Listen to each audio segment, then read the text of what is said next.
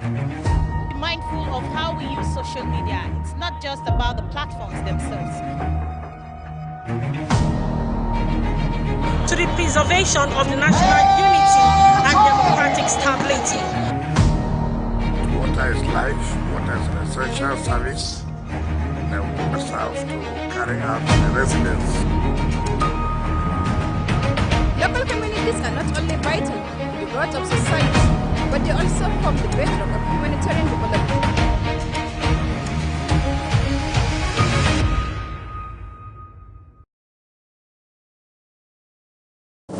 Hello and welcome to The Reporter, a news and current affairs program that goes beyond the headlines, bringing reporters from the field to give first-hand accounts and in-depth analysis of unfolding issues, correspondent perspectives, ensuring balanced, credible, and comprehensive storytelling.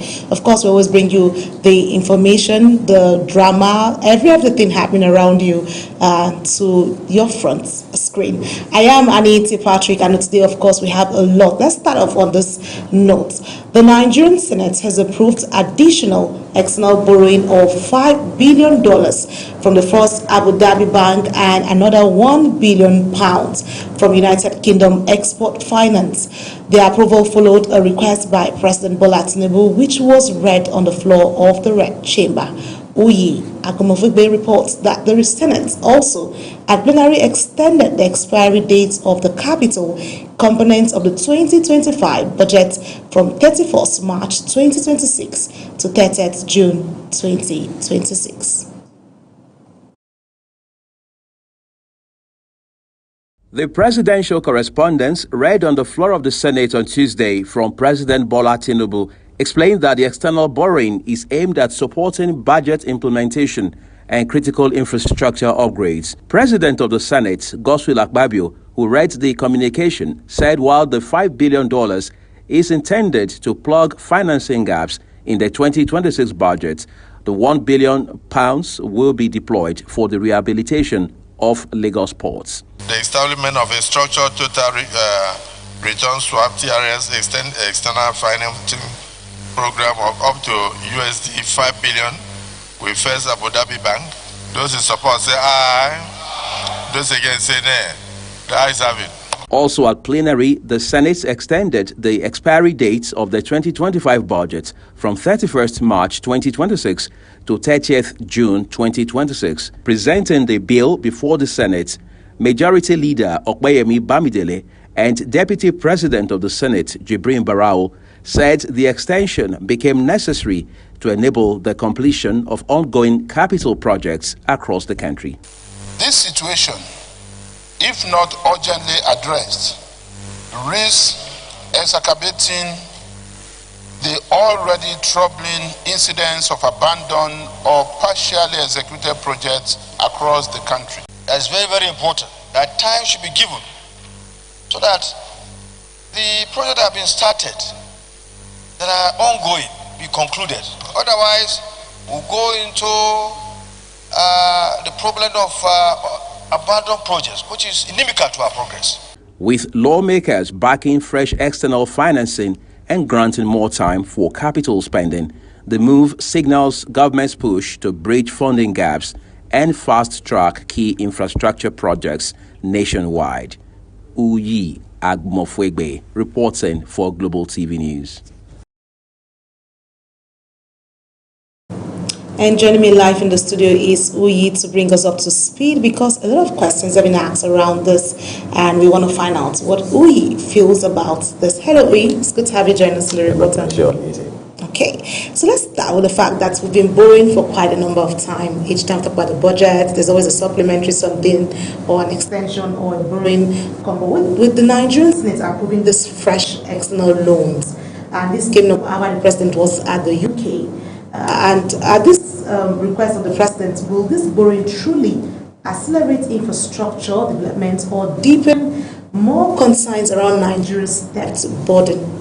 More than ever before, Anita, we're now concerned, I say we as citizens, all right, about the transparency involved in this process, if any at all, right? Because what happens is just more like, for the records, let's tell Nigerians we are borrowing. this is what we're borrowing, this is what we're borrowing from, and this is how much we're borrowing. And the next thing you see, just like we're seeing with this particular instant case, at the speed of light, the Senate passes it, and next thing, the money is disbursed from the donor entity, whether it's the World Bank, IMF, or as we're seeing from Abu Dhabi and somewhere from the United Kingdom. And then the cycle continues. Like we said on Global Morning today, we've not been able to, as a country, in the last couple of years, tie our borrowing to value, measurable value. Commensurate impact. Okay. That's what it is, all right? You don't just borrow and then you move on to borrow again and borrow some more, borrow some extra. That's where we are. As it stands today, just for perspectives, what we owe, in other words, our debt profile has hit 155 trillion naira. That's a whole lot of money. It's going to take, I mean, that's a transgenerational obligation, which means it will take generations to come to pay it all off. Of course, government is a continuum. So President Tinubu is office, other presidents come after him. The cycle continues. So the presidents after him will have a hard time managing and continuing to service this debt. Of course, debt servicing is quite expensive, costly, I should say, and that's one of the things that is eating into our finances as a country. And then add to that the fact that we couldn't even exhaust, as it were, the implementation of the 2025 budgetary cycle. We have to extend to March 31st. Now, March 31st is behind us. We are extending to 30th of June again. Question is, given this trajectory, what's the guarantee that by the end of June, that will be a thing of the past, all behind us? We can't be sure. So what it does mean is that we've gotten off on the wrong footing with regards to how we borrow. Okay, so I'm looking at the fact that we've had extension because of projects, key projects, and all that, the capital projects and all that. So I'm asking right now, does this extension show a practical move at all in terms of this completion of the key project, which we see as a major reason why we keep going back? We keep going back to all of this because there's a persistent delay when it comes to budgets. It comes in year in, year out, in the implementation process of it. And then you see capital projects which are left hanging halfway. If you move around Nigeria right now, when you're moving around the states, I was sharing my experience with you, the road network. The Minister of Transportation, is also talking about roads, and these are also key projects, also talking about infrastructural provisions. How do we look at getting these persistent delays in budget implementation to stop and get it to fast track to ensure that the people benefit from the infrastructure, where it is the reason where the governments always get back to borrowing? The thing is, they say you can't put something on nothing. That's what lawyers say in Latin, right? And then you ask yourself, how did we get to where we are? There's always a history to every problem. All right, and to find a solution, there has to be a process as well.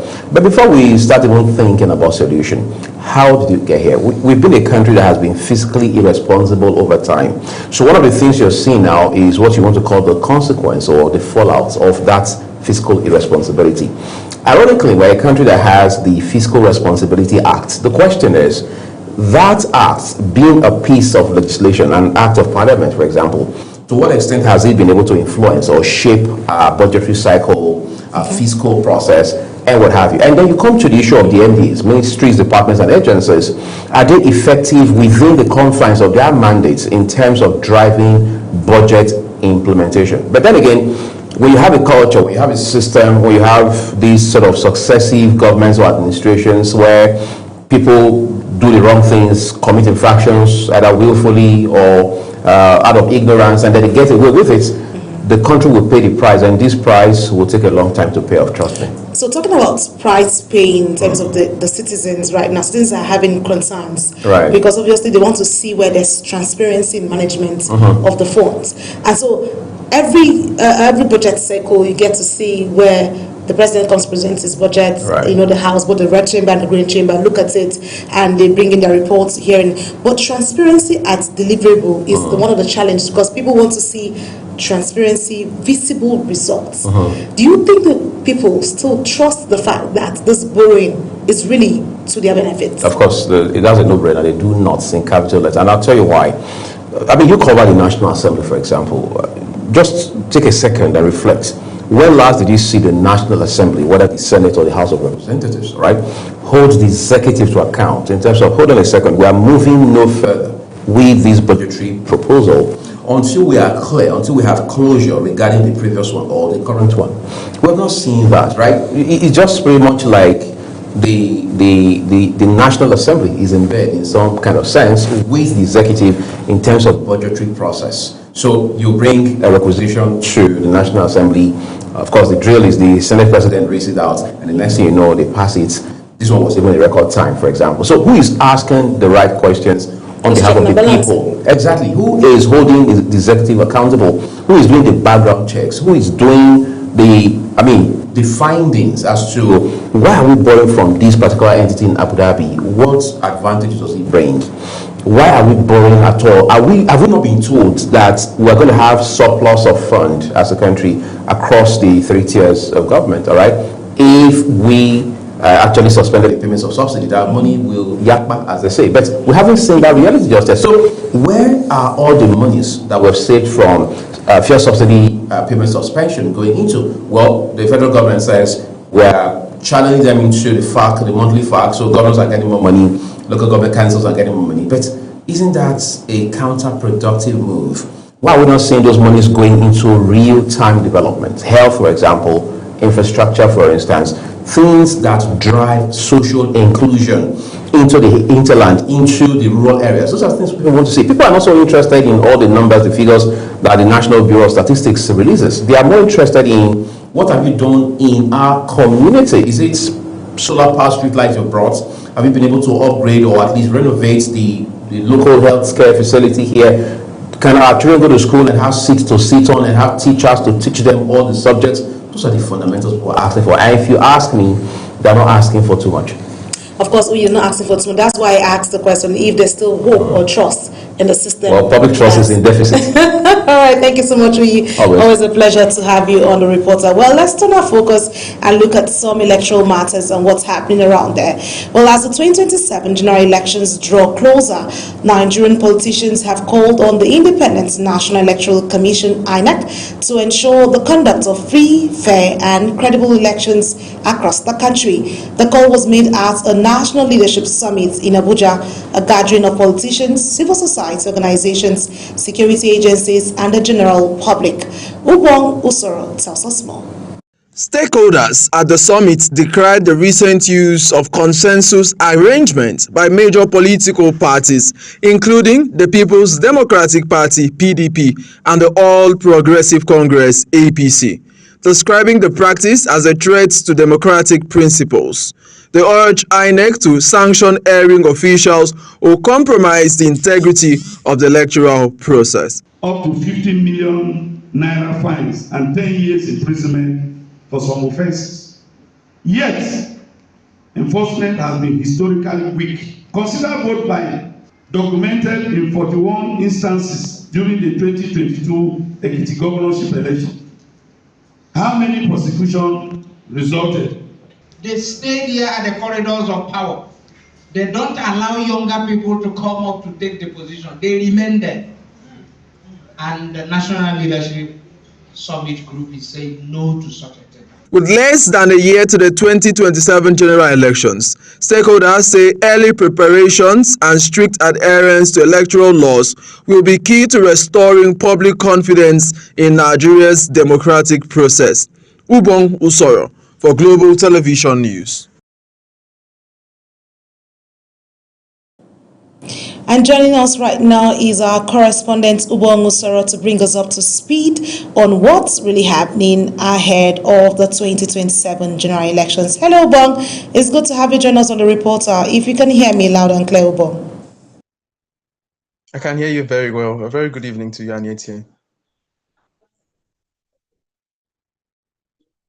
Yeah, a very good evening to you. Okay, so what? I can hear you. Ubong, to stand by and bring us up to speed on what the situation is right now. Let's quickly take another report that talks about a very concerning issue here in Nigeria that has to do.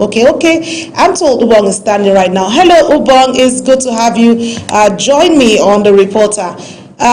Let's talk about the issues happening around electoral processes as we prepare for the 2027 elections here. Let's start on the approach of Can Independent National Electoral Commission truly guarantee free, fair, and credible polls amid growing concerns over political interference? No, there's a question that they say, if you ask me now who I go ask, it's quite a very dicey question. I think what we've seen over time is that a lot of Nigerians have lost trust in the institution. They've also lost interest. And I think INEC has a lot to do to rebuild that interest. And that is even the politicians, especially politicians who are in opposition parties, do not at this point really trust INEC again. So there's a lot of trust that has been lost. Can INEC guarantee free and fair election? The answer is yes. But will they do it? That is where it is left hanging. They can't actually guarantee free and fair election. They have all it takes. They have the manpower, they have the technology, they have the framework, they have the institutional backing, they have the backing of the law. Remember the new Electoral Act 20, the last one that was just signed by the president, right? That brought a lot of uproar. So there's a lot of political will, there's a lot of motivation.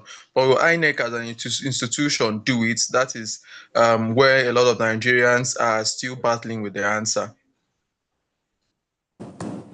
Well, Ubong, I like the fact that you mentioned trust, but like I always say, electoral matters is a multi-stakeholder activity that happens. It's not just limited to INEC. Yes, politicians through the questions, civil society always go back to INEC to say INEC has this. But let's check the trajectory of INEC from 2015, 2019, 2023, and 2025. We are heading into 2027 right now. You see the INEC, I'm not the spokesperson for INEC, but I'm just looking at their growth system, what they've done in terms of ensuring that the process is seamless. But what's the role of this political class who always come with, you know, counter issues back and forth, trying to fix their houses and get out? But with that said, the consensus arrangement by parties like the People's Democratic Party and the All Progressives Congress strengthen unity or undermine internal democracy and voter trust? These are questions begging for answers, Ubong.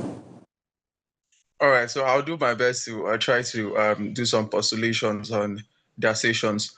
Number one is about INEC. You know, yesterday we had Senator Professor Stephen Ode speaking, and he mentioned the fact that he has contested elections, and there were times when some INEC staff got to him and told him, if you want to win, you have to come and see us.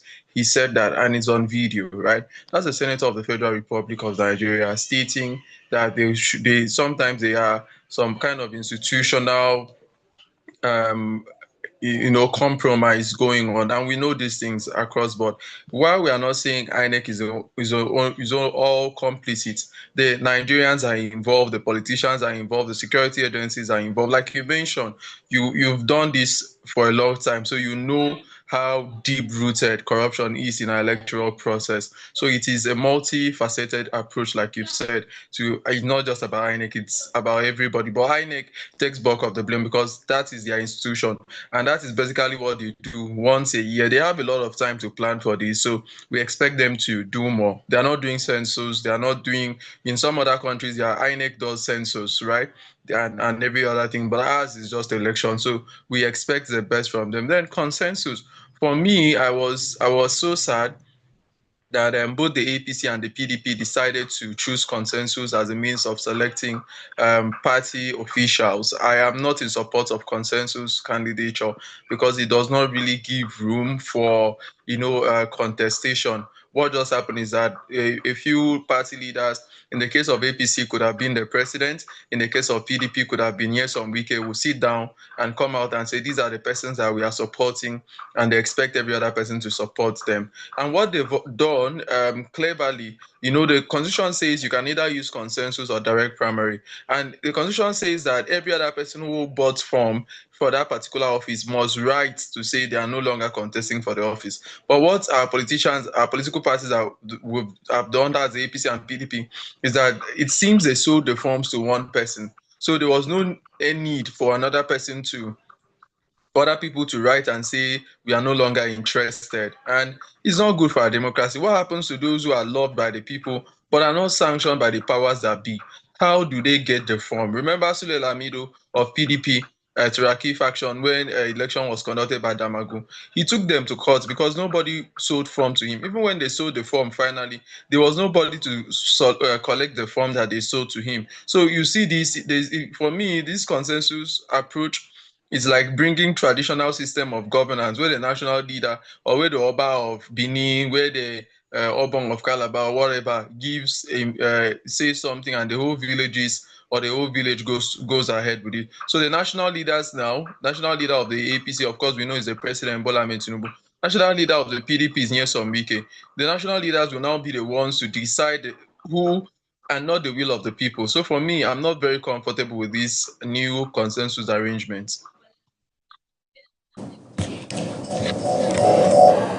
Well, you just hit the nail on the head, and like you are the political correspondent and you understand how this thing plays out very well, and I look forward to seeing how that plays out, how politicians will find the balance amongst themselves, and how the system, like you said, sometimes institutional issues are once raised with all of these concerns, but let's hope that going forward better days are ahead. Thank you so much, Obong Usoro, for your time with us on The Reporter.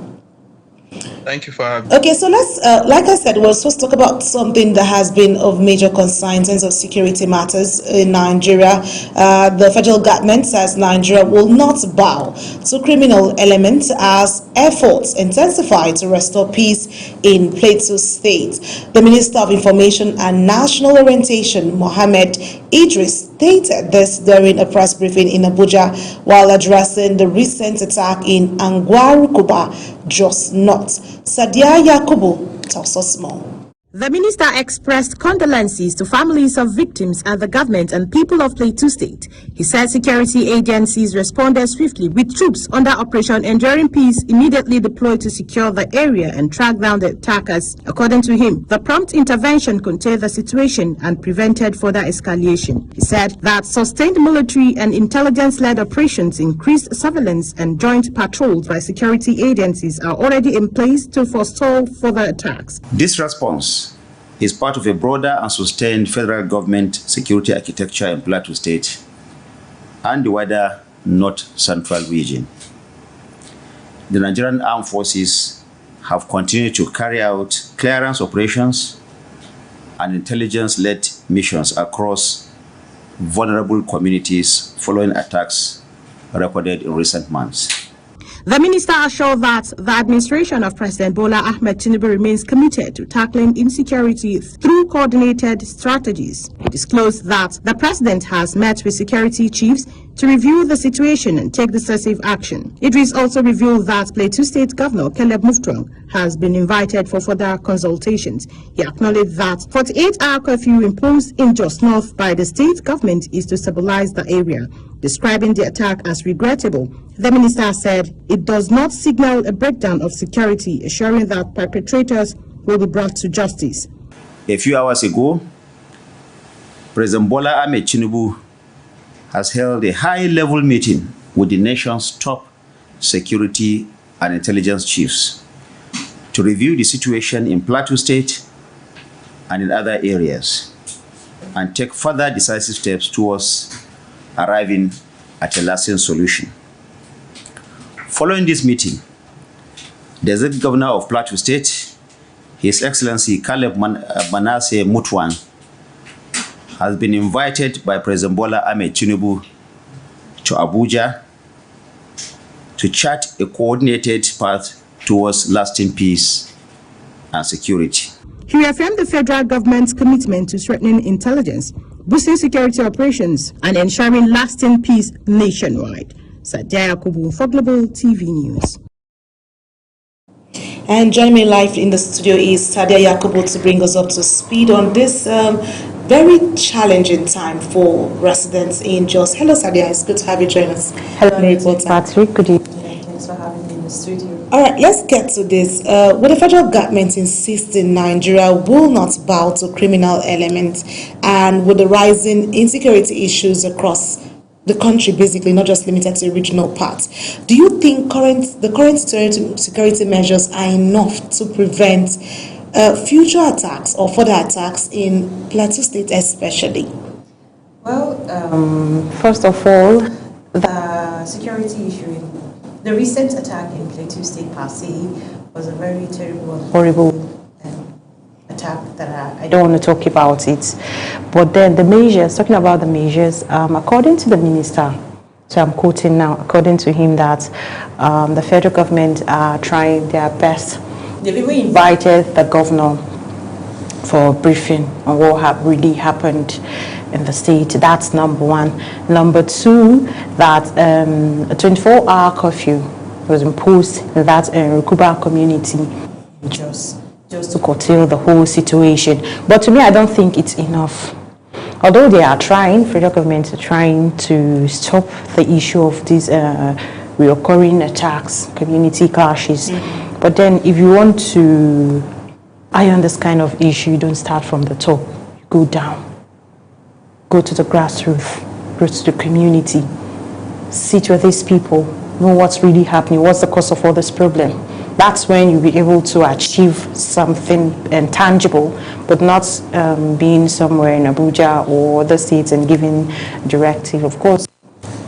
I like the fact that you mentioned go to the grassroots, reach out to the people, because the concern should be what should have been done differently aside the coffee, aside restricting movement. People are pained, they're looking for justice, they're looking for everlasting peace, because this is a state we've known to be very calm, peaceful, and has natural reasons why, because of their nature. Sure. People travel down there to see, but now people are calling for justice because their community is affected and there's fear all over the place. Like I said earlier, to me, I think they should go to the grassroots, call out these people, sit with them, the community leaders, the chief, the traditional chiefs, and every other person that has say in that community to hear what the problem really is and how to tackle the issue.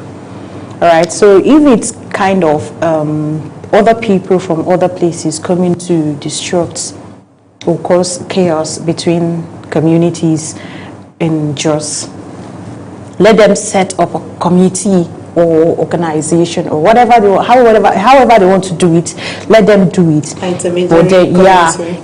that they will be able to fish out those perpetrators, and then I know definitely things like this don't happen without informers, in-house informers. So by the time you come up with different committees, the youth, the women, the local, intelligence.